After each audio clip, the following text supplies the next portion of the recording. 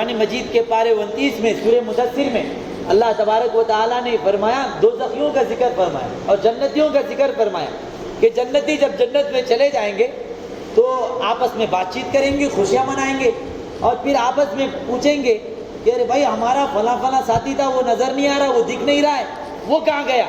یتساءلون عن المجرمین، مجرموں کے بارے میں وہ سوال کریں گے کہ بھائی وہ میرا ساتھی تھا، وہ نظر نہیں آ رہا، وہ کہاں چلا گیا؟ ما سلککم فی سقر، تو وہ ان کو خبر دی جائے گی کہ تمہارے جو وہ ساتھی تھے وہ جہنم کے کونے میں ہیں، جہنم کے گڑھے میں۔ تو یہ جنتی لوگ ان جہنمی لوگوں کو دیکھیں گے جھانک کر اور کہیں گے کہ بھائی دنیا میں تو ہمارے ساتھ رہتے تھے، ہمارے کام بھی تمہارے کام بھی ایک جیسے تھے اور ہمارے درمیان میں اٹھتے تھے بیٹھتے تھے، کیا بات ہے کہ تم جہنم میں چلے گئے؟ کیا بات ہے کہ تم جہنم میں پہنچ گئے؟ آخر کیا تمہاری کمزوری تھی، کیا تمہاری کوتاہی تھی کہ جس کے بنیاد پر آج تمہیں جہنم میں جانا پڑا؟ تو وہ جہنمی کہیں گے قالوا نملک من المصلین، وہ لوگ کہیں گے کہ دیکھو دنیا میں تو ہم تمہارے ساتھ رہتے تھے، تمہارے ساتھ کھاتے تھے، پیتے تھے، اٹھتے تھے، بیٹھتے تھے، کاروبار بھی تمہارے ساتھ کرتے تھے، تجارت بھی تمہارے ساتھ کرتے تھے، لیکن تم میں اور ہم میں فرق یہ تھا کہ جب اذان ہوتی تھی اللہ کی طرف سے بلاوا آتا تھا، تم اللہ کی طرف رجوع ہو جاتے تھے، تم مسجد کا رخ کرتے تھے، لیکن ہم مسجد کو جاتے نہیں تھے، اپنے کاروبار میں مشغول رہتے تھے۔ لم نک من المصلین، ہم نمازیوں میں نہیں تھے، ہم نماز نہیں پڑھتے تھے، ہمیں کوئی احساس نہیں ہوتا تھا، اذان ہوتی رہتی تھی، ہم اپنے کام میں مشغول رہتے تھے، اللہ کی طرف سے بلاوا آتا رہتا تھا، مؤذن اذان کہتا رہتا تھا، لیکن ہم جو ہے اللہ کی طرف متوجہ نہیں ہوتے تھے۔ لم نک من المصلین، ہم نماز نہیں پڑھتے تھے۔ یہ دوزخی دوزخ میں جانے کی جو وجہ بیان کرے گا وہ یہ بیان کرے گا کہ ہم نماز نہیں پڑھتے تھے۔ میرے بھائیو اپنی زندگیوں میں غور کر کے دیکھیں، مسلمانوں کا اکثر حصہ وہ ہے جو صرف جمعے کی نماز پڑھا کرتا ہے، اور جمعے کی نماز پڑھے تو پھر اب اگلے جمعے کو نماز میں آنا۔ جمعے کے دن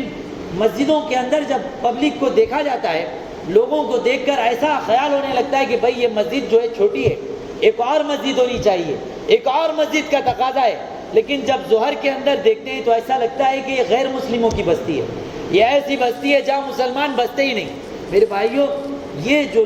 جمعے کے دن مسجد بھرتی ہے، یہ کوئی باہر کے علاقے کے تو نہیں آتے،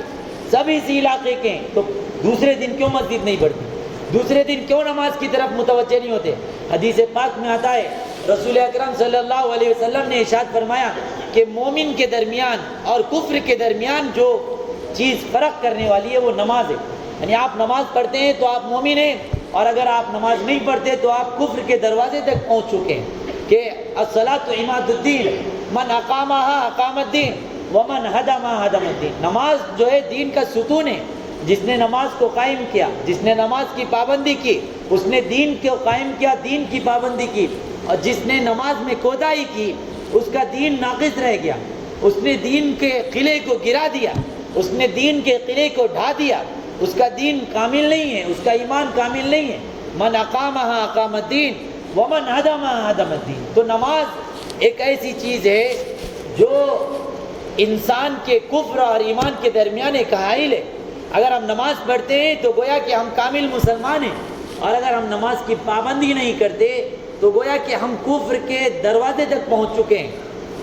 تو ضرورت اس بات کی ہے کہ نماز کی پابندی کی جائے، اور اللہ تعالیٰ نے قرآن مجید میں جہاں بھی نماز پڑھنے کے لیے کہا تو نماز پڑھنے کے لیے نہیں کہا،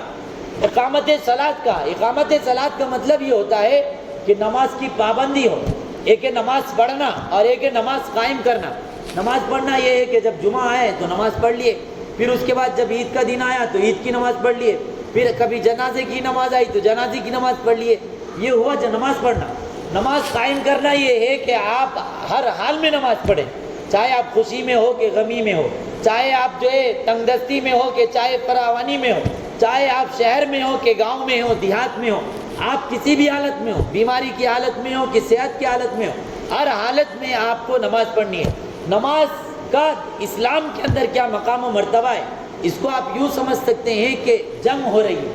جنگ کا میدان ہے،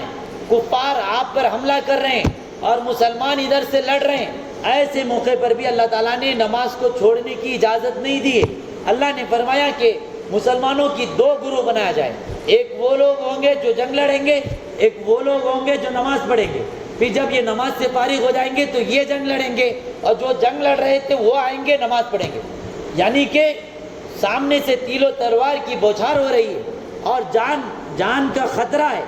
اور ذری سی کوتاہی ہو تو آپ کی جان چلے جا سکتی ہے۔ ایسے موقع پر بھی اللہ نے نماز کو معاف نہیں کیا ہے، ایسے موقع پر بھی نماز پڑھنا ہے۔ اور آج ہم جو ہے مزے میں ہیں، خوشی میں ہیں، اور کرسیوں پر بیٹھے ہوئے ہیں، کاروبار میں لگے ہوئے ہیں، مؤذن اذان دیتا ہے، اللہ کی طرف سے بلاوا آتا ہے، اور ہم مسجدوں کو پہنچتے نہیں، اور پھر ہمارے یہ شکوے کہ مولانا دعا قبول نہیں ہو رہی، مولانا پریشانیاں بہت ہے، تکلیف بہت ہے۔ بھئی نماز کی پابندی نہیں کر رہے ہیں، اللہ کی طرف رجوع نہیں ہو رہے ہیں، اور اپنے گناہوں پر شرمندہ نہیں ہو رہے ہیں، ندامت کے آنسو نہیں بہا رہے ہیں، اور پھر شکوے کہ ہماری دعا قبول نہیں۔ کیسے دعا قبول ہو؟ 5 وقت اللہ کی طرف سے بلاوا آتا ہے، اور 5 وقت ہم اللہ کے دربار سے دوری اختیار کرتے ہیں۔ میرے بھائیوں، آپ غور کریں کہ شیطان کیوں مردود ہو؟ کیا گناہ کیا تھا اس نے کوئی زنا کیا، اس نے کسی کا قتل کیا، اس نے کوئی چوری کی؟ صرف اس کا گناہ یہ ہے کہ اللہ نے اس کو سجدہ کرنے کے لیے کہا تھا حضرت آدم کو، اور اس نے سجدے سے انکار کیا۔ ایک سجدے کا انکار کر کے وہ ہمیشہ کے لیے اللہ کی رحمت سے مردود ہو گیا۔ آج ہم ہزاروں سجدوں کا انکار کرتے ہیں، ہزاروں سجدوں کو چھوڑتے ہیں، دن بھر ہم نمازوں کی بے حرمتی کرتے ہیں، نمازوں سے دوری اختیار کرتے ہیں، اور پھر ہم یہ خوش فہمی میں کہ اللہ کا نیک بندہ اگر کوئی ہے تو وہ میں ہی ہوں، اللہ کا سب سے مقرب بندہ اگر کوئی ہے تو وہ میں ہی ہوں، اس خوش فہمی میں ہم مبتلا ہیں۔ میرے بھائیوں، جو اللہ ایک سجدے کے چھوڑنے والے کو ہمیشہ ہمیشہ کے لیے اپنی رحمت سے دور کر سکتا ہے، اگر وہ اللہ ہمیں اپنی رحمت سے دور کر دے تو میرے بھائیوں ہمارا کیا حال ہوگا؟ یہ تو اللہ کا فضل ہے، یہ تو اللہ کا کرم ہے، یہ تو اللہ کی عنایت ہے کہ اللہ تعالیٰ نے ہم کو اب تک باقی رکھا ہے، ورنہ ہمارے اعمال، ہمارے کرتوت، ہمارے اخلاق، ہمارے کردار اس طرح ہے کہ زمین پھٹ جائے اور ہم اس میں دھس جائے، آسمان سے عذاب آئے وہ ہم پر آ جائے۔ میرے بھائیوں، ضرورت اس بات کی ہے کہ اپنے اخلاق کو بنائیں، اپنے کردار کو بنائیں، اپنے اعمال کو بنائیں۔